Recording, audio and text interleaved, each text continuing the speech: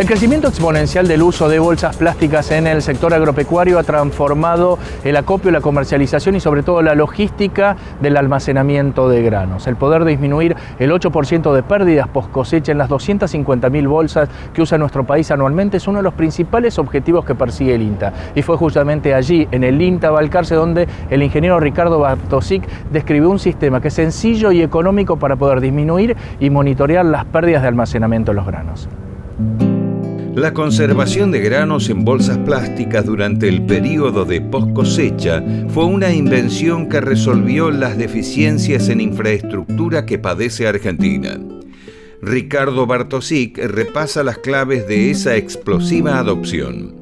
La adopción del silobolsa en Argentina creo que respondió a la problemática que tenemos en gran medida, que es la falta de capacidad de almacenamiento en estructuras fijas, que en relación a cómo se ha expandido la producción, claramente se ha desfasado nuestra capacidad de almacenamiento en estructuras fijas con nuestra producción. Por lo tanto, esa brecha se ha llenado con el silobolsa y es lo que ha dado que tengamos este incremento tan grande que hemos tenido en la capacidad de almacenamiento en silobolsa en los últimos años, ¿no? En las últimas 5 o 6 campañas se estuvo cerca de las 40 millones de toneladas almacenadas en silobolsa y esta campaña se estima que vamos a estar más cerca de los 50 millones de toneladas almacenadas en silobolsa. Esto ubica a Argentina como el país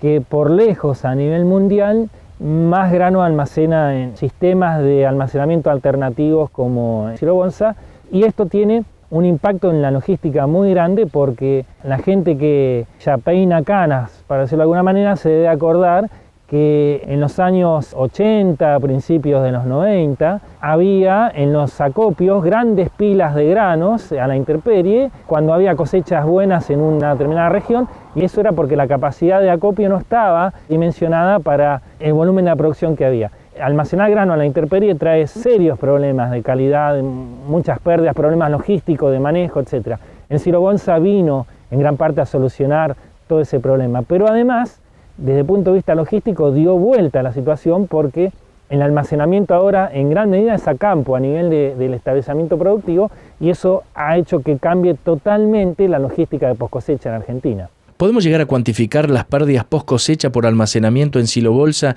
y cuáles deben ser las condiciones para un correcto almacenamiento del grano? Nosotros hemos hecho encuestas a nivel país y también tenemos nuestros propios datos, y son variables porque si uno hace las cosas bien y usa la tecnología de manera apropiada, las pérdidas son mínimas y están reducidas a pérdidas de manipuleo, es decir, lo que yo puedo perder como volátiles durante la carga y la descarga, hay un mínimo de pérdida en la extracción de grano en silobolsa. Realmente mínimo, estamos hablando de porcentajes de, por ejemplo, en un silobolsa 20 kilos, son niveles muy muy bajos. Ahora,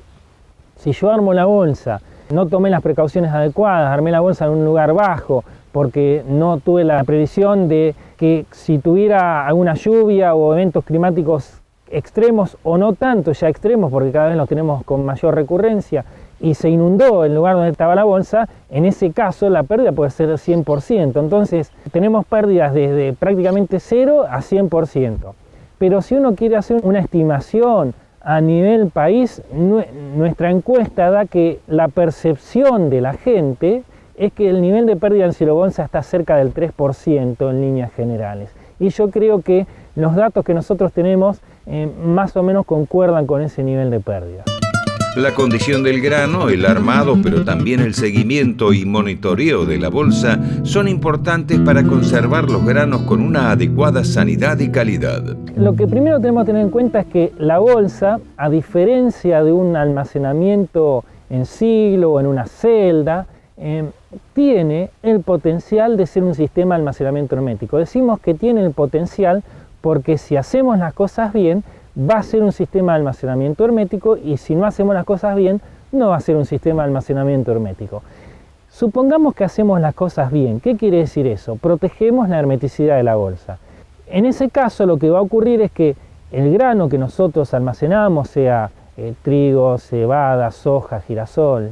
etc., viene de campo con microorganismos, con hongos. El grano, que está vivo, más los hongos, más insectos si los hubiera, para cumplir con sus procesos fisiológicos,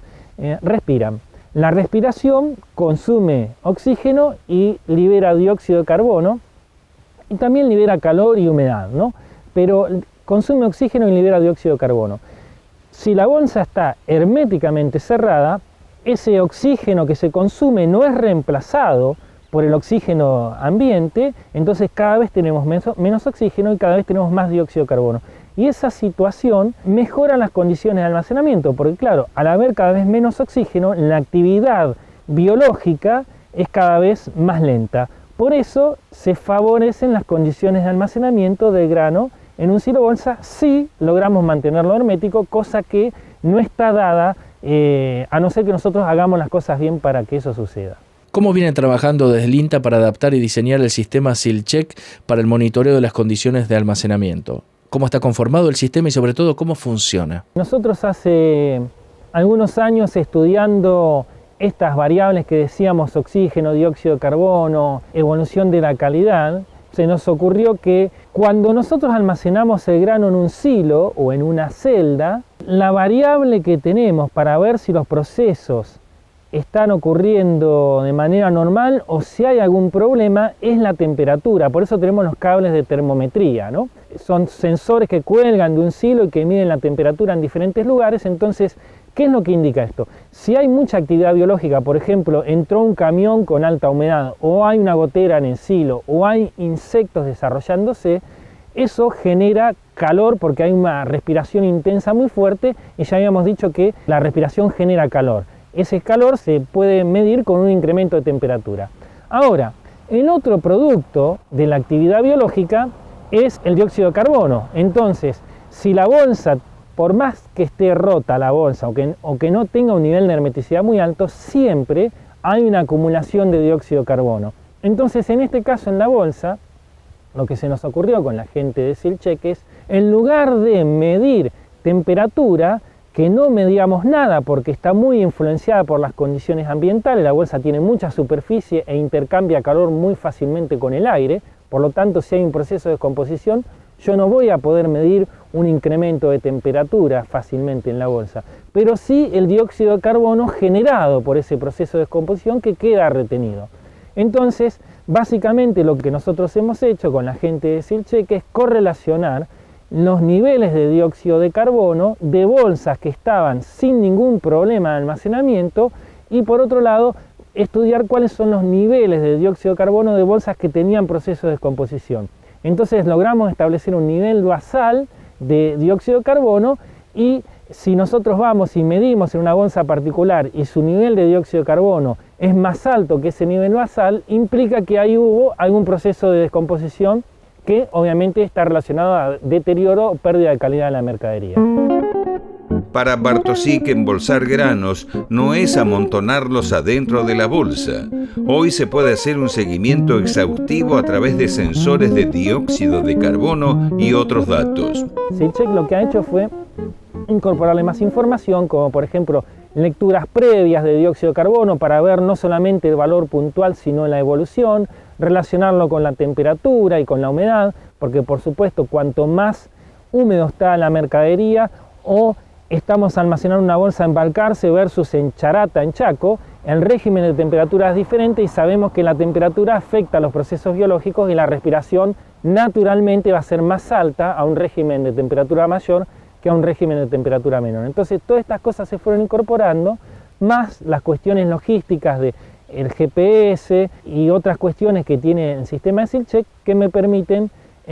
hacer un monitoreo de, nosotros llamamos, el nivel de riesgo de la almacenabilidad del grano en el silo bolsa, de manera muy práctica y rápida.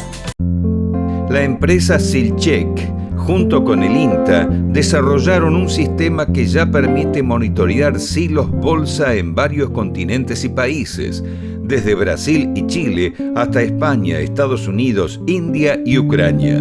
Bartosik explica cómo se usa el dispositivo que ha hecho más eficiente el control del ambiente dentro de la bolsa. Básicamente es un sensor de dióxido de carbono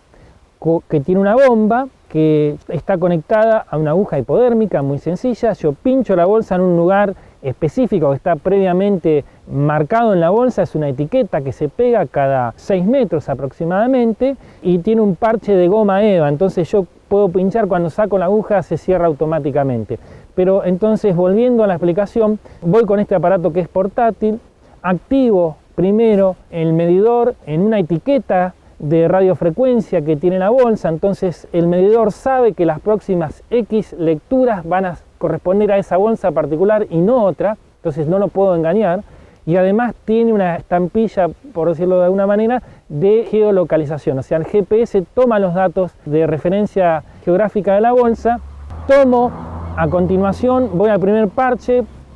pincho la bolsa en ese parche, tomo la lectura de dióxido de carbono, voy al otro parche, tomo la otra lectura y el sistema después, cuando yo lo conecte a internet y transmita la información a un servidor, sabe que todas esas lecturas corresponden a esa bolsa en particular. Además, el aparato tiene la posibilidad de indicarle al sistema, tiene 2 botones, yo puedo indicar si detecté una rotura o si el lote donde yo estoy midiendo está encharcado porque se armó en un lugar medio bajo.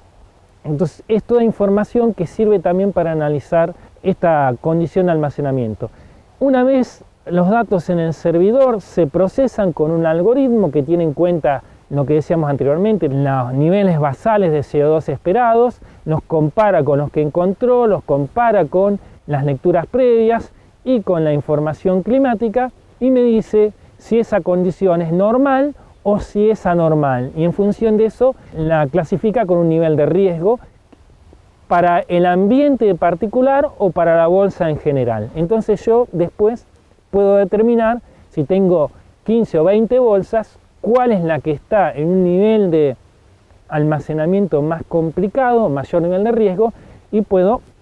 vender primero esa bolsa y quedarme con aquellas bolsas que tienen un mejor pronóstico de almacenamiento. ¿Y cada cuánto tiempo se debe hacer el monitoreo y en qué condiciones climáticas? Nosotros recomendamos, más allá de la frecuencia de medición, tener en cuenta ir a medir después de 2 o 3 días de lluvias muy intensas, porque es posible que, aunque el lote sea alto, si no tiene una buena pendiente, una lluvia torrencial puede causar el anegamiento temporal del lote por un par de horas, y eso es suficiente si la bolsa está rota como para que ingrese el agua, y si ingresa el agua, ingresan los problemas.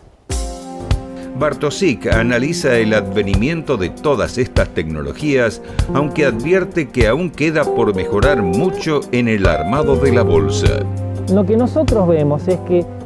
aproximadamente la mitad de las bolsas que uno puede ver, o un poco más de la mitad de las bolsas, tienen algo que le podemos criticar en cuanto a su confección, ya sea porque el lugar que se eligió para ubicarlas no fue el adecuado, o porque no se limpió el lote donde se armó la bolsa y se armó sobre el rastrojo, o se armó sobre la maleza, que muchas veces se cree que no trae problemas, pero hay maleza de tallo duro que pueden romper la bolsa, o no se termosellaron los extremos, o no se emparcharon las roturas, o no se hizo un cerco perimetral y la fauna local terminó rompiendo la bolsa. La cuestión es que la mitad de las bolsas, o un poco más de la mitad, tienen algo que le podemos criticar. A su vez, hay aproximadamente 15% de las bolsas donde el problema que uno ve resultó en una pérdida de calidad importante en esa bolsa en particular. Entonces, lo que nosotros creemos que todas estas tecnologías lo que tratan de hacer básicamente es darnos herramientas para que nosotros podamos cuantificar o medir de alguna manera si estamos haciendo bien o mal nuestro sistema de almacenamiento y de gestión de la mercadería en el cirobolsa, y lo que vemos es que estas tecnologías, cuando se aplican consistentemente a través de los años, lo que hacen es orientar al usuario sobre cómo ir mejorando y reduciendo el riesgo de almacenamiento en la bolsa. Y creo que esa es la principal ventaja de estas tecnologías. Por supuesto, yo voy hoy a monitorear silobolsas en el campo y si detecto problemas, tengo dos opciones. O asumo el riesgo y continúo con el almacenamiento o desarmo la bolsa y vendo. Ahora, si yo hago un análisis de por qué tuve problemas, el año que viene tengo posibilidades de mejorarlo y así. Entonces, estas tecnologías nosotros creemos que van a ser más importantes a futuro en el sentido que nos permitan ir mejorando la manera en que gestionamos y manejamos los granos en silobolsa. Y así como esta tecnología de SeedCheck, creo que tecnologías similares de termosellado para medir hermeticidad, para emparchar, etcétera, etcétera, tienen esta función: mejorar las condiciones de almacenamiento y reducir los niveles de riesgo de esta tecnología que es tan buena como en silobolsa, ¿no?